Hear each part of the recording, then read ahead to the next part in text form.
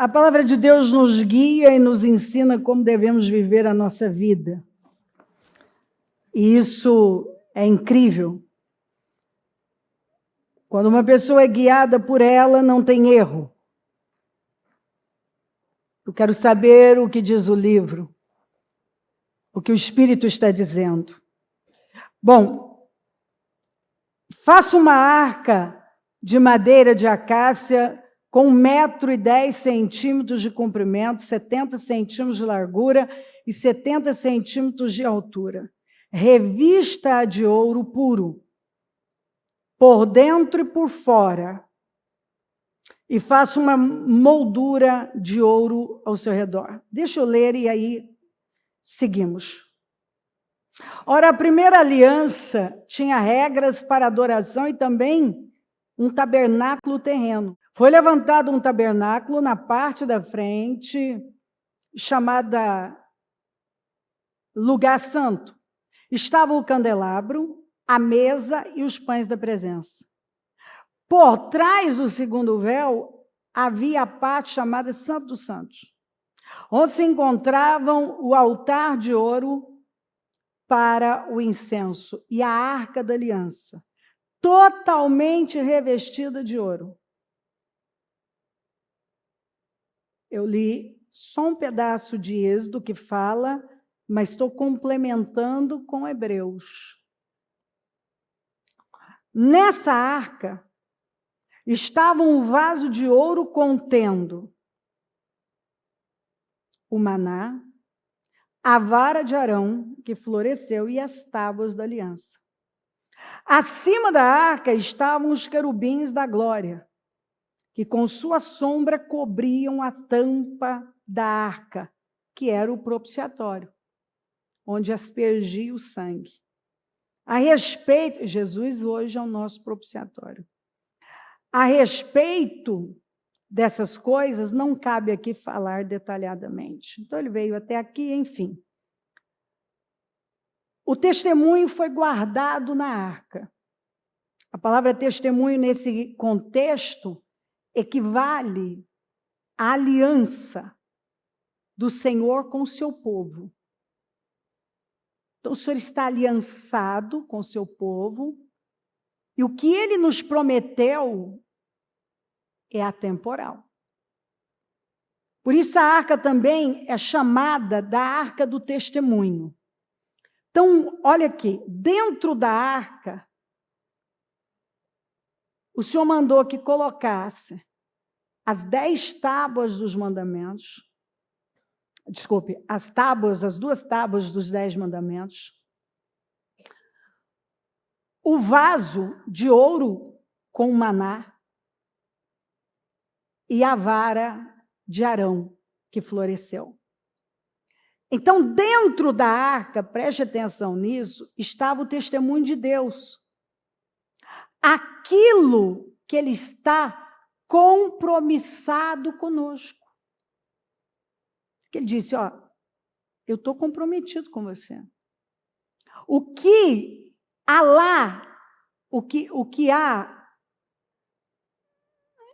que está lá na minha intimidade, na minha interioridade, na minha relação com ele, eu não preciso ficar ansioso, você não precisa, em relação às suas necessidades físicas. Tanto é que Jesus falou isso, ó, não andeis ansiosos quanto ao que comer, vestir ou beber. E eu tenho que ler o texto para você se lembrar. Ó. Portanto, eu lhes digo, não se preocupem com suas próprias vidas, quanto ao que comer ou beber, nem com seus próprios corpos, quanto ao que vestir. Não é a vida mais importante do que a comida e o corpo mais importante do que a roupa? É óbvio que é. Mas, às vezes, as pessoas agem como se a comida fosse mais importante, a roupa fosse mais importante que o corpo. Observem as aves do céu. Não semeiam, olha para onde ele nos manda olhar. nem colhem, nem armazenam em celeiros. Contudo, o Pai Celestial as alimenta. Não tem vocês muito mais valor do que elas? Quem de vocês, por mais que se preocupe, pode acrescentar uma hora que seja sua vida? Ninguém. Ninguém vai conseguir 25 horas porque morreu de se preocupar. Por que vocês se preocupam? Com roupas? Por que se preocupam com roupas? Vejam como crescem os lírios do campo. Eles não trabalham nem tecem, contudo eu lhes digo que nem Salomão, em todo o seu esplendor, vestiu-se como um deles. Se Deus veste assim a erva do campo, que hoje existe, e amanhã é lançada no fogo, não vestirá muito mais a vocês, homens de pequena fé? Ele pergunta. Portanto, não se preocupem, dizendo o que vamos comer, o que vamos beber, o que vamos vestir, pois os pagãos é que correm atrás dessas coisas. Mas o Pai Celestial, Ele é seu Pai, é meu Pai, sabe que vocês precisam delas. Seu Pai sabe. Busquem, pois, em primeiro lugar, o reino de Deus e a sua justiça. E todas essas coisas lhes serão acrescentadas. Isso é uma lei, isso é promessa, isso é verdade. É com que você deve ficar, não vai mudar. É a verdade. Você não tem que se preocupar, você só tem que fazer uma coisa: botar o Senhor em primeiro lugar. E tudo isso, você precisa de comida, de beber, vestir, quer dizer, você precisa do suprimento para a vida, conta para pagar. Ele está dizendo, busca Deus, Jesus falando isso. Portanto, ó, não se preocupem com amanhã. Está preocupado com amanhã? Vivo hoje, faça o que você tem que fazer hoje. Não, mas isso é... Não. Jesus disse, olha, viva o hoje, pois o amanhã se preocupará consigo mesmo. Se você tiver amanhã, vai ser seu hoje. E o pão de cada dia já está assegurado. Está lá na oração do Pai Nosso. Basta cada dia o seu próprio mal. Então, vamos lá. O maná significa o que para a nossa vida? Olha o que ele mandou botar dentro da arca. E Jesus é essa arca hoje para nós. Eu olho para ele, eu creio no que foi conquistado por ele, vencido por ele, a vitória é minha. Nós já lutamos com a vitória porque ele venceu. Então, o maná significa o quê? Provisão. Olha só, preste atenção, os três elementos que foram guardados dentro da arca. O maná num pote ouro fala de justiça. Do metal mais nobre, que resiste às mais altas temperaturas. O maná, que significa provisão para todas as nossas necessidades físicas, foi guardado na arca do testemunho. Esse é o testemunho de Deus para nós. Sabe o que eu provi lá? Eu sou o mesmo. Está aqui em Hebreus. Era o que ele mandou que fosse guardado, é o que representa para todos nós nos dias de hoje. O maná representa a provisão para todas as nossas necessidades físicas. O maná representa a suficiência de Deus para o corpo. O que eu preciso para ter uma grande vida? Ó, o maná é chamado do pão dos anjos, o pão dos poderosos. um alimento que mantinha o povo saudável de todas as maneiras, suprido. E o Senhor disse, ó, como eu sustentei esse povo, guarda lá, porque o meu testemunho, do mesmo jeito que eu provi, eu vou prover até o fim. As tábuas da lei representam que não temos que ficar ansiosos quanto a conhecimento, a sabedoria humana, que inclusive Tiago chamou de animal e demoníaca, perdidos nos nossos pensamentos, porque Deus é provisão suficiente para a nossa alma, para o nosso intelecto. Lembra, olha que coisa interessante. Olha que coisa interessante. O homem, o Adão e a Eva vão em busca do quê? Do conhecimento do bem e do mal. E a Bíblia diz que os seus olhos foram abertos, mas, na verdade, olha, os seus olhos foram abertos, mas eles ficaram cegos espiritualmente. A pior coisa que tem é os seus olhos serem abertos para algo que está cegando você. A nossa fonte de provisão, de sabedoria, de revelação, é Deus. Qualquer coisa que você pegar desse mundo vai vir adulterado. Está tudo adulterado. Vem com a cara de verdade, mas tem engano. Que é o que Satanás mais faz. Ele coloca o quê? Uma meia verdade, né? Tem um engano ali. Ele fala uma verdade, mas num sentido fora de contexto, no sentido oposto do que Deus falou. Porque o trabalho dele é enganar, e muitas vezes usando a própria palavra.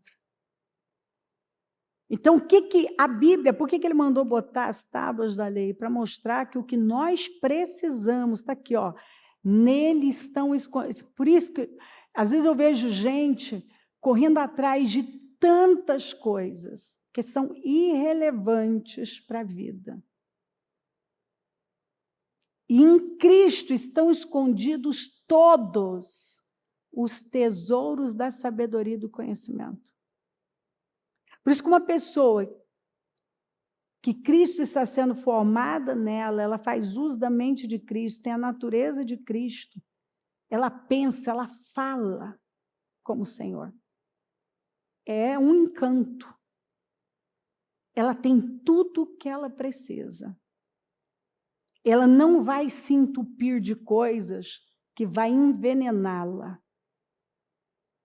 Que parece ter um discurso, porque hoje o que você mais vai encontrar é um discurso que parece que até tem um tom de sensatez, mas você vê que, na verdade, tem um engano, é uma sabedoria humana, portanto, animal e demoníaca, como disse Tiago.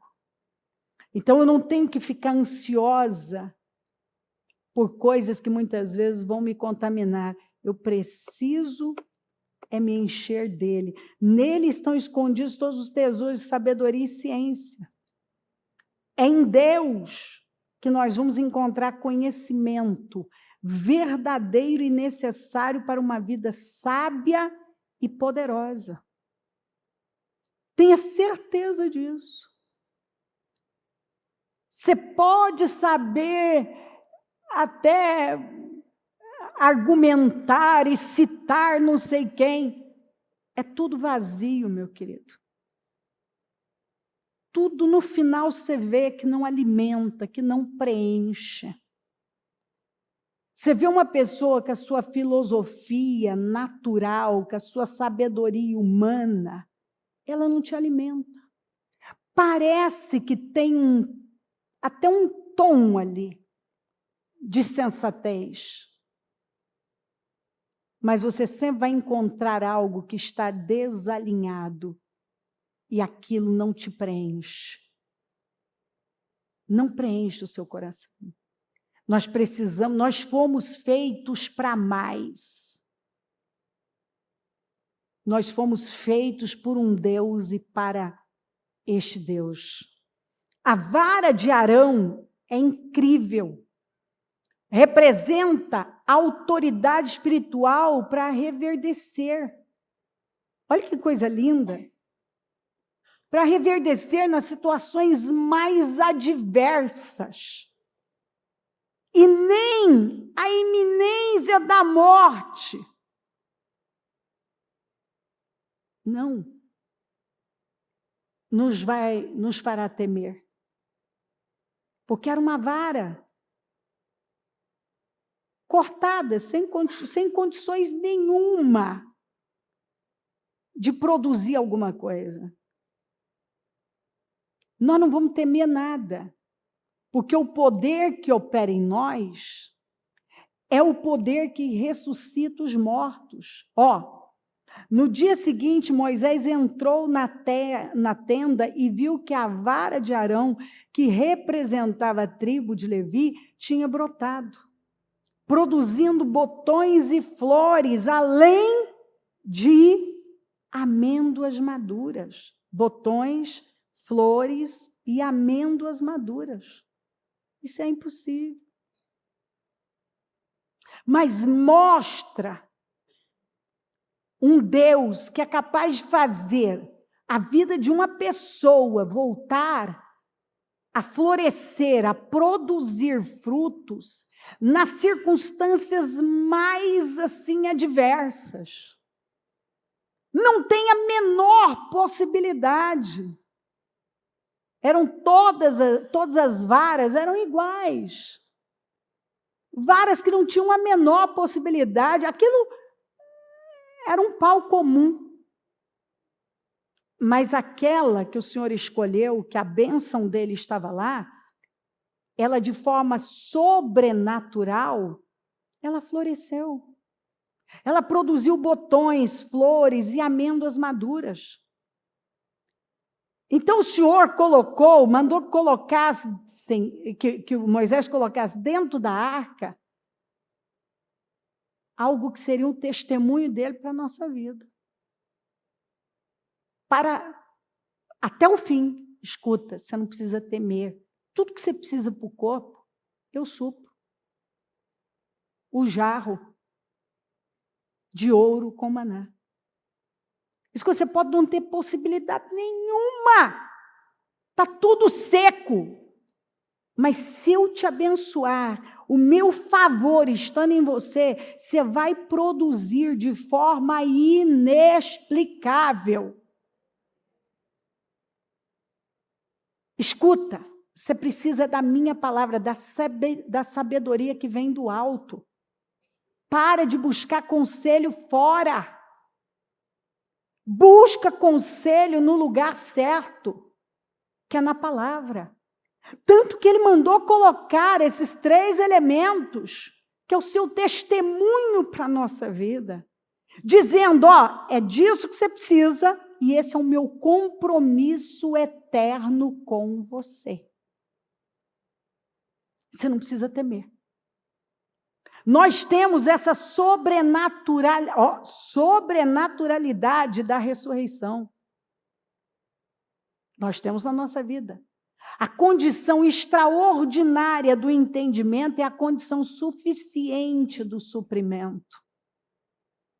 Nós temos. E se o Espírito daquele que ressuscitou Jesus dentre os mortos habita em vocês, aquele que ressuscitou a Cristo dentre os mortos também dará vida a seus corpos mortais por meio do seu Espírito que habita em vocês. Sabe o mesmo Espírito que ressuscitou Jesus? O Espírito Santo. Ele está dizendo, habita em vocês. Para trazer a vida, para trazer o renovo.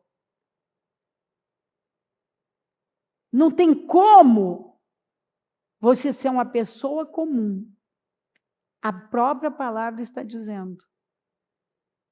Agora, a Escritura está aqui, eu preciso crer nela.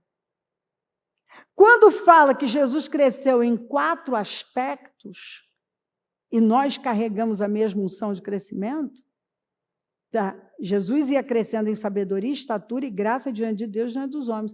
Isso aqui é o padrão, é a unção que nós carregamos para a nossa vida.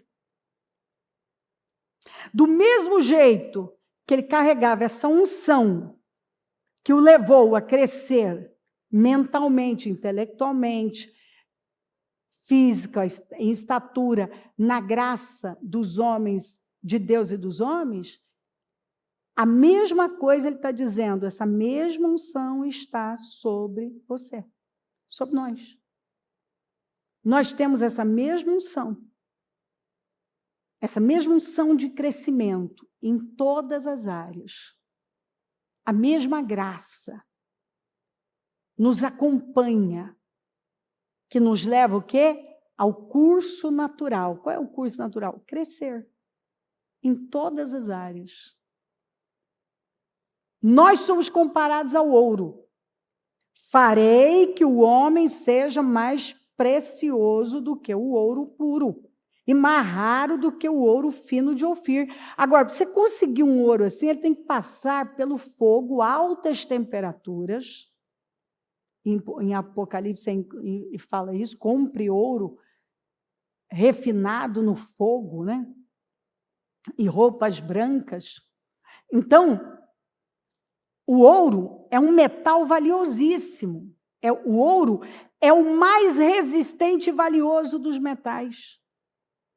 O Senhor nos compara com ouro. Resiste às mais altas temperaturas. E é no fogo que todas as impurezas são eliminadas. E o Senhor nos compara com ouro. E Ele vai nos refinando através do fogo, das pressões da vida, para que nós possamos ser purificados e toda a impureza vai sendo tirada da nossa vida. Você vê que a Arca da Aliança, ela foi feita de madeira de acácia, que fala de uma madeira, é uma madeira dura, densa e extremamente durável. Extremamente. Você vê alta resistência, durabilidade, estética, versatilidade para trabalhar, compõe essa madeira. Mas que, ao mesmo tempo, é algo, apesar de firme, de uma madeira boa de se trabalhar, é madeira. Aí o Senhor vem, nós somos essa madeira, que pode parecer, muitas vezes, que você não é nobre, mas você é nobre. E Ele ainda vem e reveste de quê? De ouro. Revestida de justiça. Então, nós somos comparados a essa madeira, revestida do quê? De justiça. De justiça. Tudo na Bíblia está aqui, não por acaso. Os 3 elementos dentro da arca revelam o quê? O testemunho do Senhor para conosco. E Ele está dizendo a mesma coisa. Ele está aqui firmando para todos nós. Eu sou o mesmo Deus que proveu lá. Eu sou o mesmo Deus. Eu sou sua fonte de provisão para o corpo, para o seu intelecto. Eu continuo fazendo uma vara sem condições nenhuma reverdecer florescer, brotar. E isso não mudou. Eu te comparo com o ouro, eu transformo você no ouro mais puro. Esse é o objetivo. Nos transformar nesse ouro puro. Mas para isso acontecer, nós vamos passar por altas temperaturas. Mas nós temos condições, porque ele diz que nós somos ouro. É só para tirar as impurezas. E é exatamente o que o Senhor vem fazendo. Algumas pessoas têm passado por altas temperaturas, porque ele não quer impurezas aí. Algumas pessoas estão correndo atrás de muitas coisas, o Senhor está falando, para. Eu já deixei o meu testemunho para você. O que eu mandei colocar dentro da Arca da Aliança é o meu testemunho para a sua vida. Eu continuo sendo Deus que supre todas as necessidades. Eu continuo sendo a fonte de suprimento para o corpo, suprimento para o intelecto, para o coração, para a alma. Eu continuo sendo Deus que faz o deserto florescer, uma vara seca florescer, algo seco florescer. Eu continuo levando o meu povo sem condições nenhuma a reverdecer em meio a dificuldades, a crises, a governos terríveis. Eu continuo sendo o mesmo.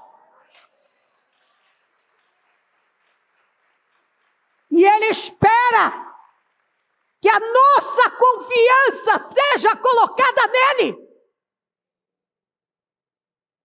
Nós somos essa madeira nobre, revestida de justiça.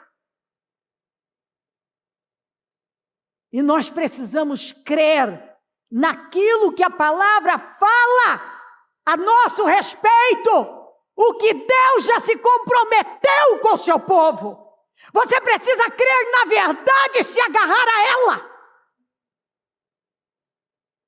E parar de viver como um órfão, como um escravo, como alguém que corre, perdido, tentando mais alguma coisa, quando Ele é a nossa fonte para todas as áreas. E o compromisso dele é nos tornar este ouro puro. Mas para isso, é preciso é preciso que passemos por altas temperaturas. E é por isso que alguns têm passado por altas temperaturas. Porque Deus está transformando você nesse ouro puro. Ele não quer impurezas. Mas o problema é quando você não crê no testemunho do Senhor. E você se preocupa e se angustia, quando na verdade Jesus disse que você só tem que fazer uma coisa: buscá-lo em primeiro lugar. Não se preocupar com ansiedade com amanhã. Não se preocupe com amanhã. Você tranquiliza e vive o seu hoje. Alguns estão vivendo situações dificílimas porque pensam como escravos e agem como escravos. Não se veem como filhos e não se portam como filhos. Tem muita religiosidade e pouca verdade. O maior perigo é nós estarmos inchados, obesos, com muito conhecimento, conhecemos muitas coisas, mas não conhecemos o principal. A verdade não nos guia. E aí nós temos um discurso que está desalinhado da verdade. E é por isso que diante das adversidades, o que sai de nós mais envergonha do que engrandece a Deus. Queridos, os 4 evangelhos representam as 4 faces do Senhor. Eu já há muito tempo já fiz um culto inteiro sobre isso, mas vou só pincelar. Mateus é a face do leão. Marcos é a face do boi. Lucas é a face do homem e João é a face da águia. Bom, essa visão Ezequiel teve no livro de Ezequiel, João teve, se encontra no Apocalipse. E essas são as 4 faces do Senhor. Que a partir do momento que nós passamos a andar com Ele, nós cremos nele e Ele está sendo formado em nós, o mesmo se aplica a nós. Então, em nós, é preciso encontrar o quê? O leão, a realeza, que é autoridade e força. Mas também nós temos que ter essa capacidade do boi, que é do servo, o servo sofredor, e que resiste às situações adversas da vida. Aquele que é capaz de lavar os pés. Lucas é a face do homem, a nossa humanidade imperfeita, muitas vezes frágil. Nós temos nossos dias. Nós temos os nossos dias que a nossa humanidade sai e nós nos mostramos tão vulneráveis, mas isso é maravilhoso, porque mostra o quanto nós dependemos de Deus para viver. É ou não é? Tem dias que não é o que eu disse, você tem a unção da águia, outro dia da minhoca, você só quer... Mas isso mostra o quanto nós precisamos do Senhor. Mas também temos a face da águia, que representa a divindade, a natureza divina. Nós somos seres divinos. Há momentos que você pode ver um mover, um manifestar, e está aqui. E nós precisamos acreditar na verdade, aquilo que a Bíblia fala sobre nós. Nós, como representantes de Cristo, dirigidos pelo Espírito Santo, carregamos essa unção. Nós temos a autoridade, nós temos a realeza dentro de nós. Mas, ao mesmo tempo que nós carregamos a realeza, e nós sabemos e possuímos a autoridade que está na nossa vida, nós também somos capazes de tirar a capa e botar a toalha na cintura e lavar os pés. Nós somos capazes de servir. Isso tudo está em nós. Por quê? Porque Cristo está sendo formado em nós. E esta é a verdade. O resto são enganos, mentiras. E nós precisamos saber o que a Bíblia fala a nosso respeito. E nos alinhar com a verdade.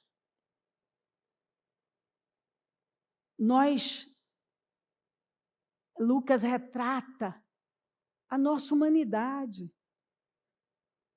Como retrata a humanidade de Jesus. Você vai ler o livro de Lucas, você vai ver ele retratando a humanidade de Jesus. Mateus, o rei, a autoridade. Marcos, o bom servo. o servo sofredor. Lucas, a humanidade dele. João, a divindade, aquele que vai para as alturas. Então, eu vejo o Senhor trabalhando profundidade na sua igreja. Eu vejo o Senhor levando, dia após dia, a sua igreja para esse nível de maturidade. Ele não quer menininhos aí. Quando eu era menino, eu raciocinava, eu pensava, eu raciocinava, eu falava como menino, mas eu não sou mais menino. Eu acredito na verdade. Ele tem me endurecido nas dificuldades. Ele tem nos purificado, porque nós somos ouro. Está aqui, ouro puro. Nele, farei que o homem seja mais precioso que o ouro puro e mais raro do que ouro fino de Ofir. Mas para chegar nisso aqui, filho, precisa de altas temperaturas. Compre ouro que passou pelo fogo. Refinado no fogo. Não foi isso que ele disse? Compre ouro refinado no fogo.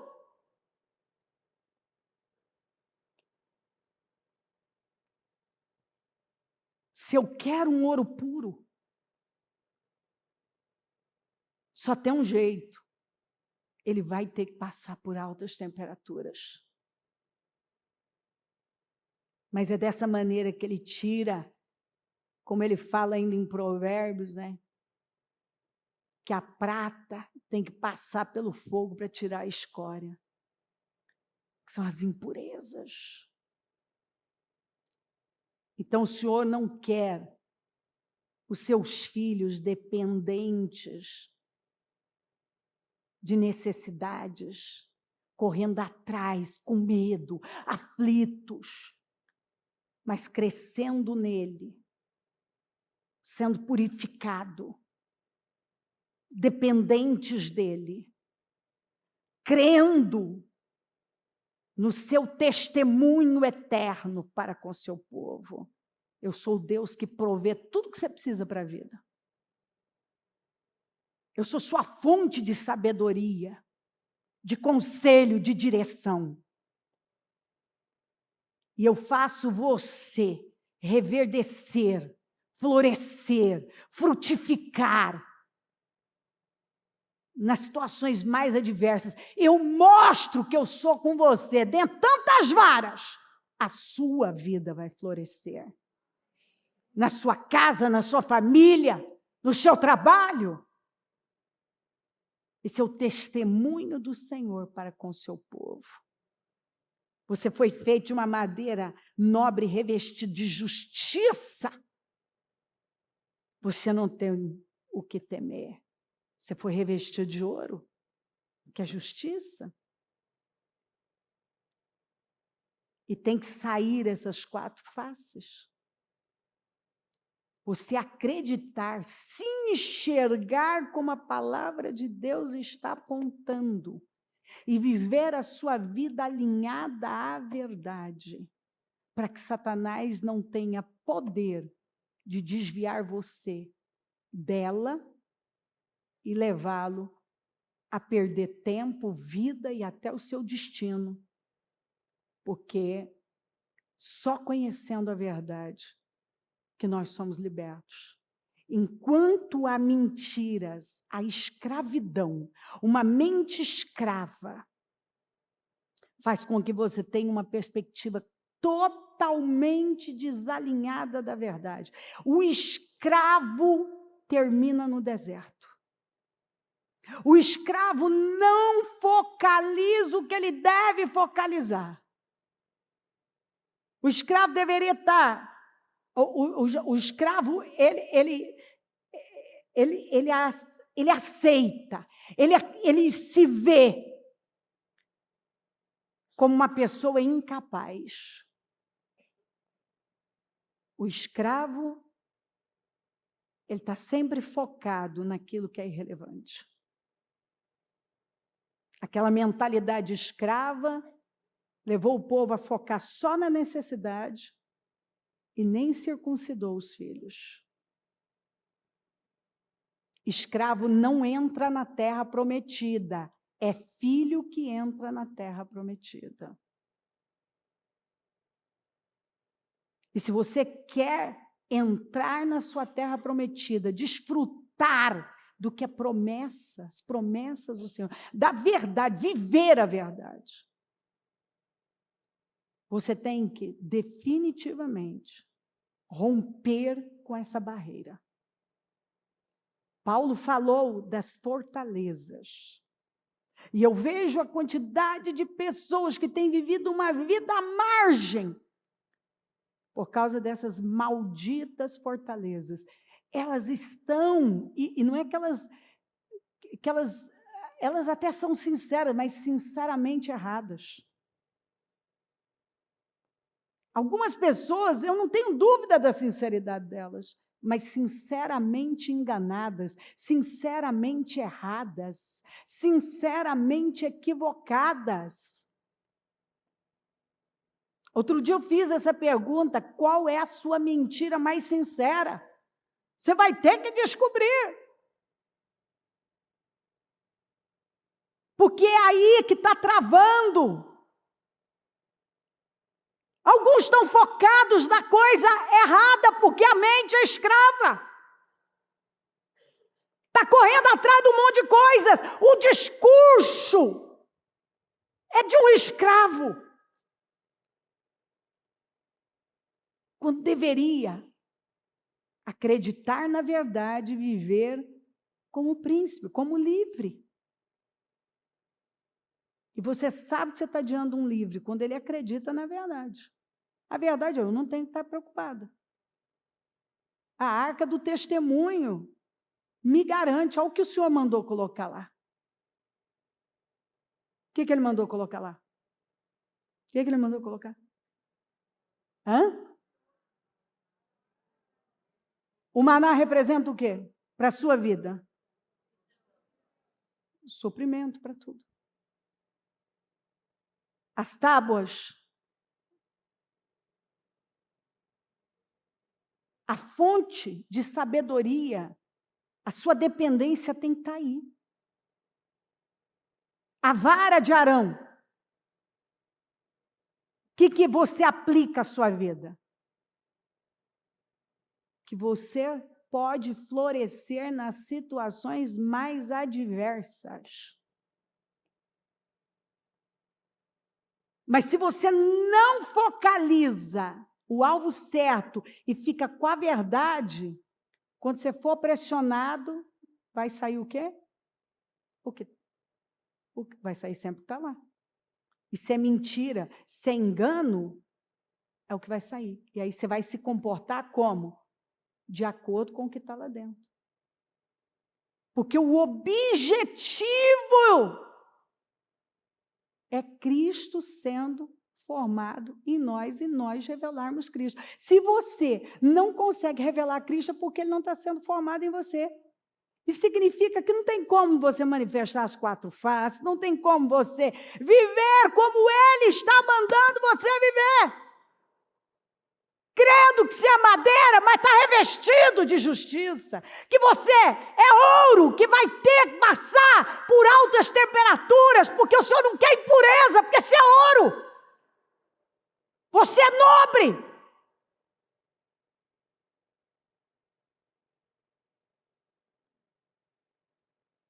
Ele disse não a Cléo. Você não tem que se preocupar com nada. Você só tem que fazer o quê? O que ele falou que é para fazer? Fala mais alto. A Deus é sua justiça. E o quê? Tudo vai ser o quê? Se você acreditar nisso aqui, você vai viver como justo que você é, como filho que você é. E você vai parar de dar uma resposta negativa, uma resposta de escravo, mas sempre uma resposta de filho. Você não tem... Seu filho, quando vocês estão à mesa, ele fica lá, caído para baixo, ele, pai, passa, pelo amor de Deus, passa o bife. Ou ele simplesmente diz, pai, passa o bife aí. Hã? Ele é seu pai. E vocês que são maus sabem dar boas coisas aos vossos filhos, quanto mais o seu pai que está no céu. Não é a palavra da Cléo. Ele quer que nós nos alinhemos à verdade. E sabe, que você seja firme, convicto, igual o menininho que estava correndo para lá e para cá, para lá e para cá, e a mãe segura e não para, até que a mãe dele pega ele, o menino era geniosinho, e ela pega e empurra o ombrinho dele, faz ele sentar. Ele olha para ela e fala, eu estou sentado, mas dentro de mim eu estou em pé.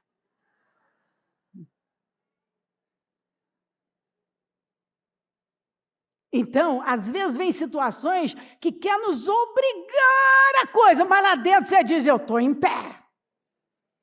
Eu estou em pé, isso aqui não me curva. Isso aqui não me curva. Lembra do que eu te falei. Gideão teve 70 filhos. Só um, está escrito lá, que ele teve com uma mulher que era sua escrava. Pois esse foi o que veio à cabeça do escravo. Destrói. Ele tem feridas. O filho sabe o seu lugar. O órfão vive em guerra. Aquele que era filho da escrava foi e matou todos os filhos das livres. Ele matou todos os irmãos. Porque na cabeça do escravo, se o outro vive, ele não tem vez. Se o outro tem, ele perde. Ele é menos, então ele vai na força. Ele machuca, ele cobra. Ele vive em guerra. Ele foca poder e não autoridade. Ele mata, ele machuca, ele fere para ter um lugar. Então, se nós não nos munirmos da verdade, a verdade, você acabou de ouvir, eu não tenho que repetir para você. Que tudo que você tem que fazer, algumas pessoas estão ansiosas, estão péssimas, está tudo atrapalhado na vida, mas pergunta se Deus é a prioridade. E elas não vão resistir. Elas não vão aguentar. Porque chega um ponto, minha gente, que se você não tiver algo maior dentro de você, você não aguenta. E você vai botando tudo a perder, e vai botando tudo a perder, porque o escravo, ele põe tudo a perder. Ele sai, mas ele termina no deserto. Ele foca só a necessidade, a sobrevivência, e esquece os princípios, o que Deus mandou ele se preocupar e fazer, quer dizer, não se preocupar, ele fazer, ó, é a sua responsabilidade, assuma a responsabilidade.